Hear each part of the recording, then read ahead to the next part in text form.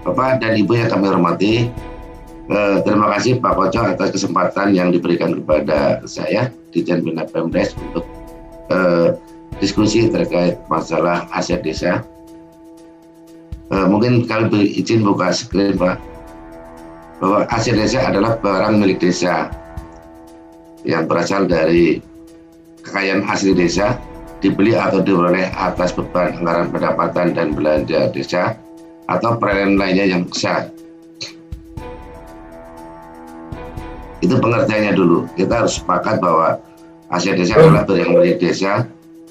Ini Pak, sepakat dulu bahwa aset desa adalah barang milik desa yang berasal dari kekayaan milik desa, dibeli atau diperoleh atas beban anggaran pendapatan desa dan atau perolehan lainnya yang sah. Itu yang pertama-tama kita harus sepakati bersama. Berdasarkan Undang-Undang 6 2014 tentang desa, bahwa tujuan dari pengelolaan aset desa adalah untuk meningkatkan kesejahteraan masyarakat desa serta meningkatkan pendapatan aset desa. Alhamdulillah pada kesempatan hari ini saya bisa bertemu dengan bapak-bapak pendamping desa, karena sebenarnya kita ketahui bersama bahwa pengelolaan aset desa sampai saat ini belum baik sebagaimana yang kita harapkan. Ada beberapa permasalahan terkait dengan pengelolaan aset desa, diantaranya adalah sebagian besar pemerintah desa belum memiliki buku inventaris desa yang update secara berkala. Dua, sebagian besar pemerintah desa belum melakukan inventarisasi aset desa. Tiga, banyak aset desa, khususnya yang berupa tanah, yang dikuasai oleh pihak lain atau oknum. Sebagian besar tanah desa belum disertifikatkan atas nama pemerintah desa. Lanjutnya, tanah kas desa yang telah diambil alih oleh pemerintah daerah belum dikembalikan kepada pemerintah desa. 7, masih rendahnya kesadaran perangkat desa tentang arti pentingnya aset desa. Dan selanjutnya adalah bahwa aset khususnya berupa tanah belum dapat memberikan kontribusi terhadap peningkatan PADS. Terkait dengan yang terakhir ini, karena kita tahu bahwa pengelolaan aset desa sebelum terbitnya Permendagri 1 2016 belum dilaksanakan secara baik. Artinya pengelolaan aset desa itu belum memberikan kontribusi yang memadai bagi pendapatan aset desa. Padahal tadi saya sampaikan di pertama bahwa tujuan dari pengelolaan aset desa adalah untuk meningkatkan kesejahteraan masyarakat desa dan meningkatkan PADS. Selanjutnya terkait dengan pengelolaan aset desa, bahwa kegiatan atau ruang lingkup pengelolaan aset desa itu mulai dari perencanaan sampai dengan pengendalian ini. Perencanaan, pengadaan, penggunaan, pemanfaatan, pengamanan, pemeliharaan, penghapusan, pemilih tanganan. Yang lebih penting kami di sini adalah masalah penatausahaan, pelaporan, penilaian, pembinaan, pengawasan, dan pengendalian. Nah, siklus pengelolaan aset desa ini dari 13 siklus ini, menurut kami yang terpenting adalah masalah penatausahaan. Bagaimana aset desa akan dikelola dengan baik apabila penatausahaannya tidak dilakukan dengan baik. Seperti kami tadi sampaikan bahwa banyak aset-aset desa yang dikuasai oleh pihak lain, khususnya ini tanah Bapak, yang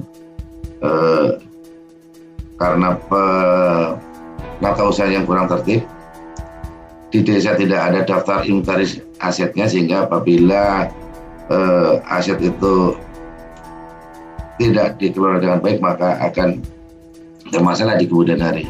Ada beberapa kasus aset tanah dilakukan jual beli, dan ini kami di Ditjen Bina Pemdes sedang menangani kalau tidak salah sampai 5 kasus ini Pak. Kami sedang dimintain keterangan dari aparat penegak hukum, baik dari kepolisian maupun dari kejaksaan.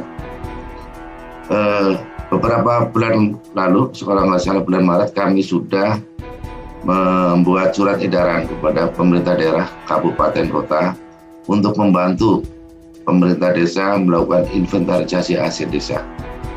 Karena kita sadar sekali bahwa untuk penatasan aset desa ini belum tertib, dan mulai sekarang kita ajak teman-teman di desa, perangkat desa, dan kami mohon bantuan juga kepada Bapak dan Ibu pendamping, tolong dibantu pemerintah desa dalam melakukan inventarisasi asetnya, karena beberapa aset desa khususnya tanah yang tidak diketahui keberadaannya. Jadi ada beberapa permasalahan timbul karena adanya proyek strategis nasional nih Pak Suryo. Awal-awalnya sebelum terkena pembangunan PSN seperti jalan tol maupun bendungan, bapak-bapak yang di desa ini kelihatannya masih santai-santai aja Pak. Tapi begitu aset desa khusus tanah desa itu terkena proyek bendungan, dan kebetulan di atasnya ada bangunan SD Impres, nah ini yang di sini mulai kelihatan Pak. Kelihatan maksudnya ini tanah desa ini ada alas haknya atau enggak. Terus bangunannya ini milik siapa? Karena SD tentunya milik pemerintah. Jadi masalah ini uang ganti ruginya ini kemana dari pihak pelaksana proyek ini harus diberikan kemana? Nah ini yang akhirnya mencuat ke permukaan terkait dengan TKD ini, khususnya yang terkena proyek strategis nasional, agak bermasalah juga. Karena untuk PSN yang banyak menggunakan tanah desa, sehingga kesulitan mencari tanah penggantinya. Karena di Permendagri 1 sama-sama kita tahu bahwa tanah pengganti itu diutamakan di desa setempat. Yang kedua, desa dalam satu kecamatan atau desa di kecamatan lain yang berbatasan langsung. Nah ini yang kelihatannya agak menghambat terkait dengan pelaksanaan PSN ini Bapak. Karena untuk tanah desa ini tidak dapat dilakukan pemindah tanganan atau dilakukan penjualan. Tanah khas desa hanya dapat dilakukan tukar menukar atau rislah, tanah dengan tanah, tidak boleh dengan uang, kecuali untuk penggantian tanah berupa uang apabila uang penggantinya tidak dapat diberikan tanah atau relatif lebih kecil, itu dapat diberikan dalam bentuk uang. Lanjutnya terkait dengan permasalahan tersebut, Kementerian Dalam Negeri telah mengambil kebijakan terkait dengan permasalahan yang dihadapi dengan aset desa. Di antaranya adalah melakukan revisi Permendagri 1 2016. Bapak dan Ibu yang kami hormati, bahwa Permendagri 1 2016 tentang pengelolaan aset desa ini sedang kami revisi. Kita sesuaikan dengan Undang-Undang Cipta Kerja. Di antaranya adalah PP 11, kalau nggak salah tentang BUMDes, karena BUMDes ini sudah berbadan hukum. Yang kedua adalah PP 19 tentang penyelenggaraan tanah bagi kepentingan umum, yang di sana dinyatakan dengan ganti uang. Sementara di Permendagri 16 ini dinyatakan bahwa tanah desa yang terkena PSN diganti dengan tanah. Nah ini kami sesuaikan dengan Undang-Undang Cipta Kerja dan turunannya. Dua, tadi saya sampaikan membuat surat edaran kepada seluruh bupati untuk membantu dan memfasilitasi pelaksanaan inventarisasi dan penataan desa.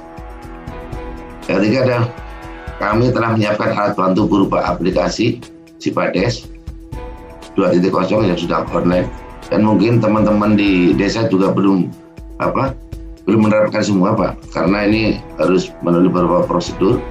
Nanti masing-masing desa diberikan password.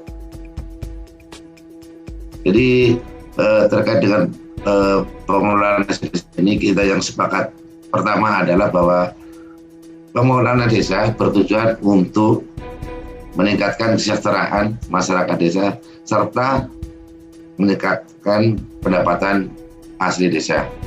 Nah, Ini tugas kita semua, Bapak dan Ibu yang kebetulan langsung berhadapan dengan masyarakat desa.